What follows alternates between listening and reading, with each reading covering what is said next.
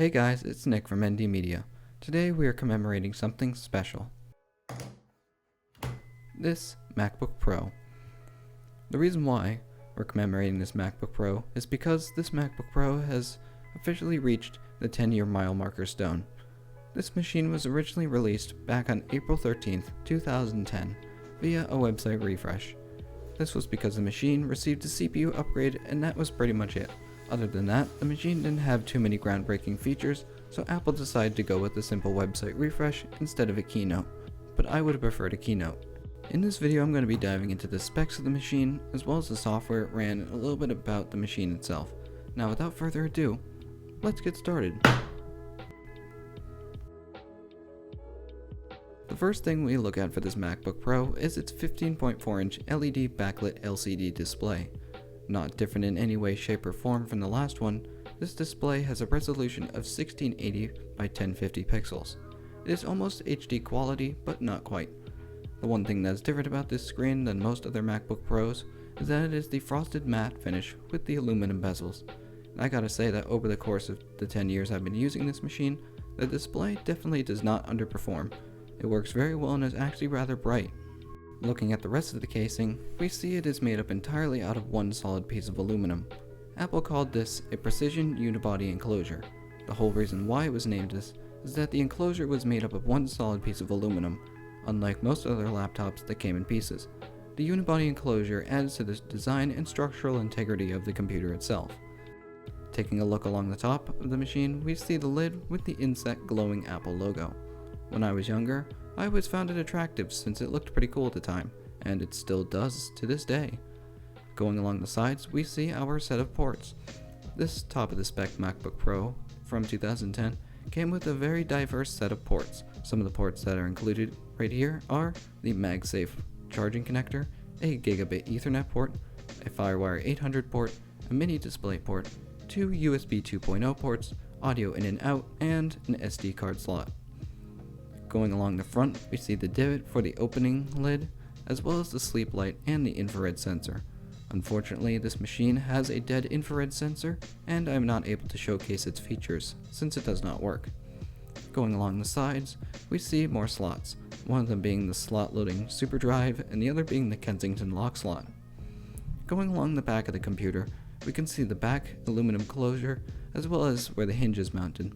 The black strip in the back there is the antenna for the Wi-Fi and Bluetooth. It also acts as a covering for the video cables. Opening up the machine, now we are looking at the top case where we see the sunken LED backlit keyboard.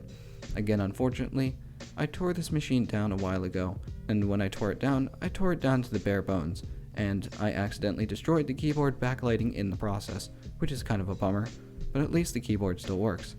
Above the keyboard is the power button, and below the keyboard is the glass multi-touch trackpad. With the surface made of a light frosted glass, the trackpad is more sophisticated than any other computer on the market at the time. One thing interesting about this is that the entire surface is clickable, besides the top of the trackpad, since that's where it is mounted. So that's for the exterior of the machine. Let's take a look at the software. Booting up the machine, we are greeted with the pleasant mechanical sound from the SuperDrive, followed by the famous startup chime. A feature I love very much. Loading the operating system, I have this machine running its original software, macOS 10, 10.6.3, Snow Leopard. This was the OS 10 version it originally came with, pre-installed from Apple. Diving into the OS itself, we see a major difference in the operating system interface. The main difference is the shift from the flat design to skeuomorphism.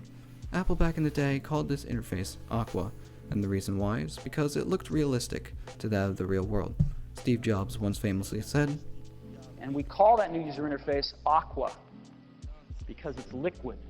One of the design goals was when you saw it, you wanted to lick it. But now, I'm sure all of you are anxious to know about the specs of this machine, and I'm going to show you that right now.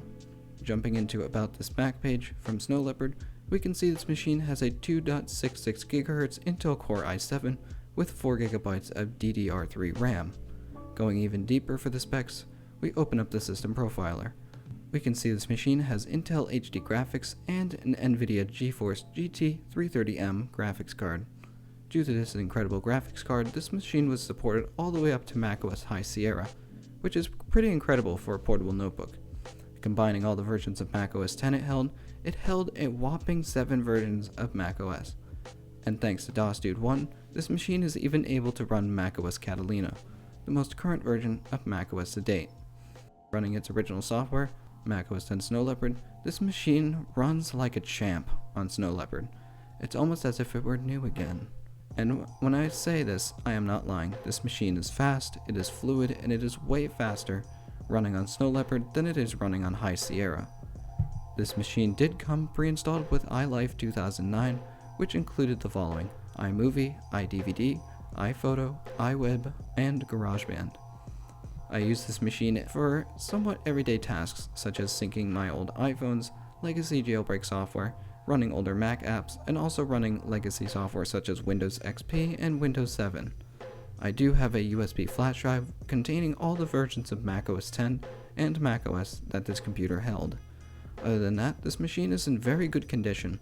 The body itself has very little intrusions or marks on it. The interior of the machine is very well kept, minimal dust. Since I tore down this machine, I cleaned it heavily. When I looked at the board itself, there was no corrosion, or at least what I could tell. I'm glad that there's no corrosion on this computer since I really want it to last a long time. Other than that, this machine has stood the test of time, and I am still using it to this day, and really hope to keep using it in the future. Anyway, that's it for me today, guys. I really hope you enjoyed this video, and this little bit of a tech throwback for all of you. Feel free to hit me up in my Discord server below and tell me about your old legacy machines, as well as the ones you currently own.